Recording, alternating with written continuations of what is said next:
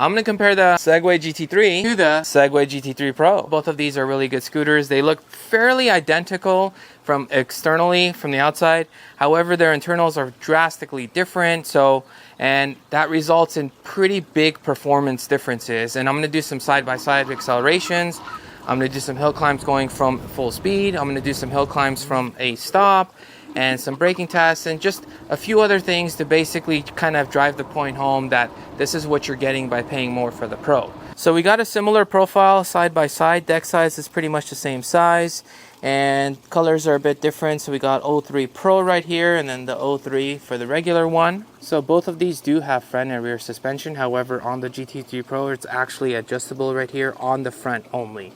But you could see a difference already. Now, something that both of these do not have, unlike the GT3 Pro, is that these don't light up. It would be really nice if it did, because both of these are really nice scooters. Another noticeable difference is that the GT3 has regular disc brakes, where the GT3 Pro has hydraulic disc brakes.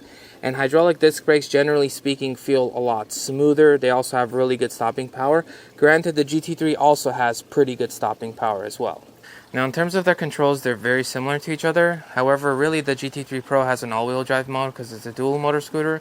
You can also run this in just rear-wheel drive if you wanted to. And obviously you have the hydraulic disc brakes versus the regular disc brakes. I ran both scooters through a series of tests, starting off with acceleration. This is the only time that boost mode was enabled, and you could see a clear difference that the Pro is accelerating much quicker. It also has a higher top speed, and the goal is to get to the arrow on the ground, and the Pro is already there, and the GT3 gets there 4 seconds later, 4.5 seconds later, basically. Then we do another acceleration without boost mode, and this is a longer test, and really not only is the Pro accelerating faster, but it also has a higher top speed. So the Pro, again, is a lot more ahead, and really you could, when you put them side by side, you could really start seeing a difference. The Pro is already done where the GT3 is going, and the GT3 is not a slow scooter, so just as a heads up, it's actually a pretty fast scooter itself. Then we do a little bit of off-roading, and the off-roading, if you want to even call it that, basically going off a little bit of grass. Both of these scooters have really good suspension. They're pretty stable. However, their tires are not really designed for off-roading, so they're not the best off-roading. They're okay at best. The GT3 Pro is much better than both of these for off-roading. Then we do a braking test from 18 miles an hour to 0, or as close to 18 miles an hour 0, and both of them stop around the same time. The GT3 Pro does have hydraulic brakes though, and they do feel better, but the GT3 also has amazing brakes. So they're both very, very good brakes, and arguably I feel like the GT3 maybe stopped even a little bit quicker. Now we get to the hill climbs, and this is the first test is basically going as fast as possible. I am around 200 pounds, and the Pro is just zooming up the hill. Now, the GT3 is also doing very well up the hill. It's just compared to the Pro, it just doesn't, it seems like it's not doing well at all. But if you don't compare it to the Pro, the GT3 is actually doing quite well over here as well, because there are a lot of scooters that I do have to do the zigzag around here. But the GT3 is actually taking me up fairly easily. However, compared to the Pro, it's just definitely a level below, just because the Pro has been done for some time now and the GT3 is still going. And then the next two hill climbs are from a stop. So this also shows the true ability of the Pro, because not only does it accelerate faster, it just has a lot more power, being that it's all-wheel drive.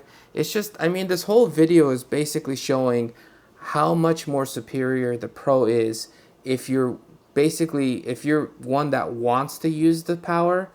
The Pro is crazy. In fact, the Pro was going so fast I actually had to not let go of the throttle a couple times, just because I felt like I was going a little too fast up the hill, where the GT3 is still going. Now, this is very impressive that it's still taking me up this hill without any zigzagging or anything. And then we take it up to the super hill, and this is only a hill. I only try with the absolute best scooters, and I usually do this from a stop, and this hill is extremely difficult for most scooters. Can't make it up the hill from a stop.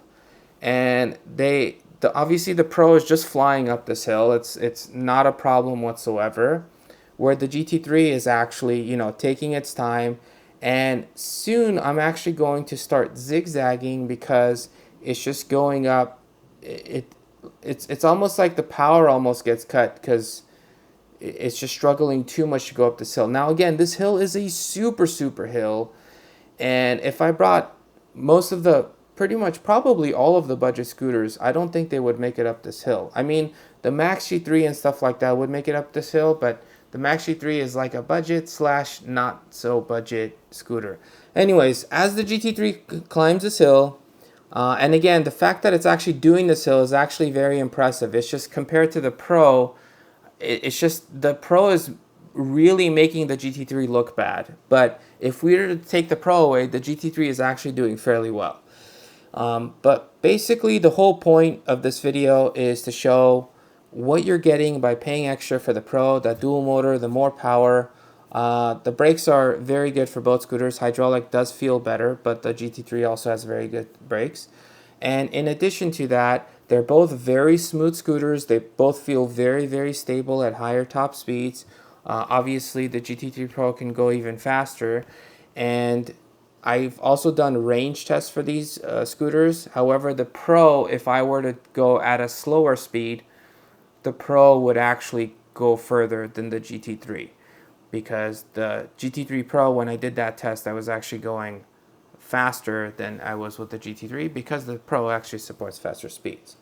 But both of these scooters are genuinely really high quality, really good scooters. It's just Pro is next level. In a nutshell, the GT3 is a very good scooter, has pretty good acceleration, pretty good hill climbs, pretty good brakes overall, and very stable at higher top speeds, which is important. So overall, it is a very nice scooter. Obviously feels very premium as well. Feels like it's one piece. However, the GT3 Pro is a level above because it has much faster acceleration, has a much faster top speed, does better hill climbs, gets up there faster, and is just an overall a beast of a scooter, also very stable at higher top speed. So, which one is right for you? If you guys want to know more about these scooters, I've done individual reviews on each one of these. I've also done range tests on each one of these as well. Links below, product links below. Thank you guys for watching. Subscribe. Catch you guys in the next one.